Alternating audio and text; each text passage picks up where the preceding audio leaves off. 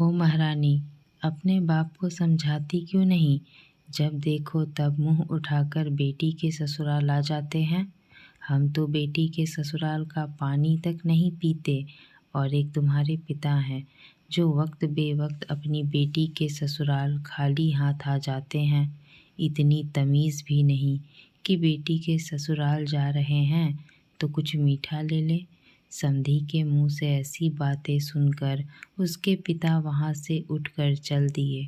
रागिनी छलकते हुए आंसुओं से अपने पिता को जाते हुए देखती रही, पर उन्हें पुकार कर उनके गले लगकर आँखों में आए हुए आंसुओं को दिखाकर खुद को कमज़ोर नहीं दिखा सकती थी, इसीलिए बस उन्हें चुपचाप निहारती रही। जिस दिन दामाद जी तुम्हारी जिम्मेदारी लेने से इनकार कर दे, इस बाप के घर के दरवाजे मेरी बच्ची तेरे लिए हमेशा खुले ही मिलेंगे। रागिनी के कानों में अब भी अपने पिता के ये शब्द गूंज रहे थे जो उन्होंने उसके ससुर और पति के सामने अपनी बेटी रागिनी से बोले थे। बिन सास का ससुराल कैसा होता है, ये बात अपनी सास के देहांत के बाद रागिनी को अच्छे से समझ आने लगा था। ससुर जी बेहद सख्त और अपने आप में मगन रहने वाले व्यक्ति थे, जिन्हें दुनिया से कोई मतलब ही नहीं था। रागिनी जब बहू बनकर इस घर में आई तो बीमार सास के साथ दो छोटी ननद और छोटे देवर की सारी जिम्मेदारी भी उसके ऊपर आ गई थी। बेहद संस्कारी परिवार की बेटी रागिनी ने छोटी उम्र में ही अपनी सभी जिम्मेवारियों का अच्छे से पालन किया। पति की दूसरे शहर में नौकरी थी, हफ्ते में 2 दिन के लिए ही आते थे, पर रागिनी ने परिस्थितिवश कभी उनके साथ जाने की जिद नहीं की। इसी बीच सासू माँ का भी देहांत हो गया। रागिनी अपनी ननद देवर को बिल्कुल अपने बच्चों की तरह प्यार करती। ससुर जी और उनके वक्त बेवक्त आने वाले मेहमानों का भी पूरा मान सम्मान देती। ऐसे ही समय गुजरता रहा। नंदों और देवर की भी शादी हो गई और रागिनी भी 2 प्यारे प्यारे बच्चों की माँ बन चुकी थी। रागिनी की देवरानी अमीर परिवार से और थोड़ी घमंडी किस्म की थी। रागिनी जहाँ तन मन से सेवा और प्यार लुटाती, वहीं उसकी देवरानी सबका मुंह पैसे देकर बंद कर देती और घर के कामों में भी तनिक रुचि नहीं लेती। सारा भार रागिनी के ऊपर ही था।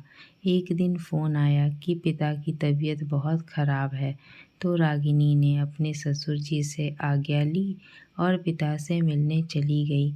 शाम को घर आई तो देखा उसके पति भी आए हुए हैं। ससुर जी, देवर, देवरानी और रागिनी के पति सभी एक साथ बैठे थे। रागिनी ने जैसे ही ससुर जी के पैर छूने चाहे, उसके पति ने लपक कर उसे पकड़ा और सबके सामने ही 2 थप्पड़ मार दिए।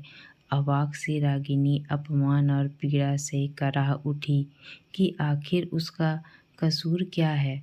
मेरे बीमार पिता को भूखा प्यासा छोड़कर अपने बाप को देखने चली गई, तुझे शर्म नहीं आई? रागिनी का पति बोला, लेकिन मैं तो पिताजी की आज्ञा लेकर गई थी और खाना तो छोटी भी दे सकती थी।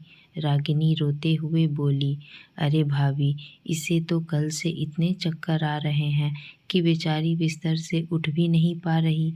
तभी बीच में बेटे समान देवर ने अपनी बीवी की तरफ से सफाई दी, तो बाजार से मंगवा लिया होता खाना। मेरा जाना भी तो ज़रूरी था।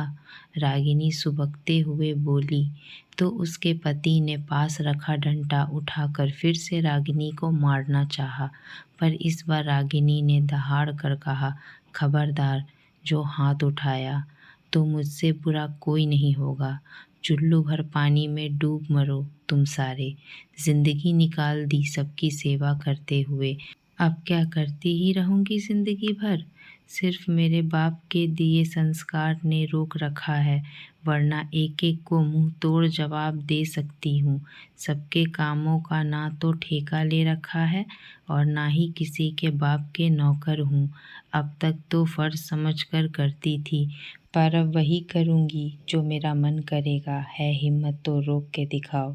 और तुम अपने पति की आंखों में आंखें डालकर रागिनी बोली, अब की बार हाथ उठाकर दिखाओ। चंडिका का सा रूप देखकर चारों की दिग्घी बंध गई। पुरुष हो तो अपनी मर्यादा में रहना।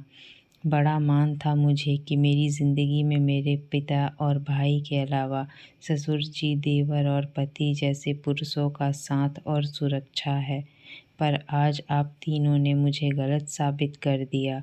जो पुरुष घर की महिलाओं को सम्मान और इज्जत नहीं दे सकते, फिर उनके होने ना होने से कोई फ़र्क नहीं पड़ता। रागिनी के पिता को बुलाया गया और जब सारी बात उनके सामने आई तो गुस्से से काँप उठे और बेहद कड़े शब्दों में समधी और जमाई को समझा दिया कि रागिनी पर दोबारा हाथ उठाया तो नतीजा भुगतने को तैयार रहना। पिता का साथ मिलने से रागिनी में नवजीवन का संचार हो गया और वह और भी मजबूती से खुद को तैयार कर चुकी थी। किसी ने सही कहा है, अपने हक की लड़ाई हमें खुद ही लड़नी होती है। पूरी बात जाने बिना अपनी देवी सी बीवी पर हाथ उठाने से बेहद शर्मिंदा रागिनी के पति ने अपने किए की माफ़ी मांगी तो रागिनी बोली, जब तुमने हाथ उठाया तो ऐसा लगा जैसे किसी ने मुझे अंदर से हिला दिया, मेरी आत्मा को मार दिया हो और मेरे आत्मसम्मान को छलनी कर दिया हो। उठने को तो मेरा हाथ भी उठ सकता है, पर क्या करूं, औरत हूं ना, और पति को परमेश्वर जो मानती हूँ। आज की मार और कड़वी बातों से मेरी आत्मा छलनी हुई है, जिसकी मेरे पास कोई माफ़ी नहीं। और रागिनी ने अपने कमरे के साथ दिल का दरवाज़ा भी हमेशा के लिए बंद कर दिया। दोस्तों, शरीर के घाव तो भर जाते हैं, पर मन के घाव कभी नहीं भरते। जब भी किसी औरत के आत्मसम्मान पर चोट किया जाता है तो वह दुर्गा का रूप ले लेती है, क्योंकि एक औरत सब कुछ बर्दाश्त कर सकती है पर अपने आत्मसम्मान पर प्रहार कभी नहीं बर्दाश्त करती। एक औरत जब खुले दिल से किसी को अपना सकती है तो वक्त आने पर वह अपने भावनाओं को ख़त्म भी कर सकती है। दोस्तों, हमारी कहानी कैसी लगी हमें कमेंट में ज़रूर बताएं। ऐसी ही पारिवारिक कहानियों को सुनने के लिए हमारे चैनल को सब्सक्राइब करना ना भूलें। धन्यवाद।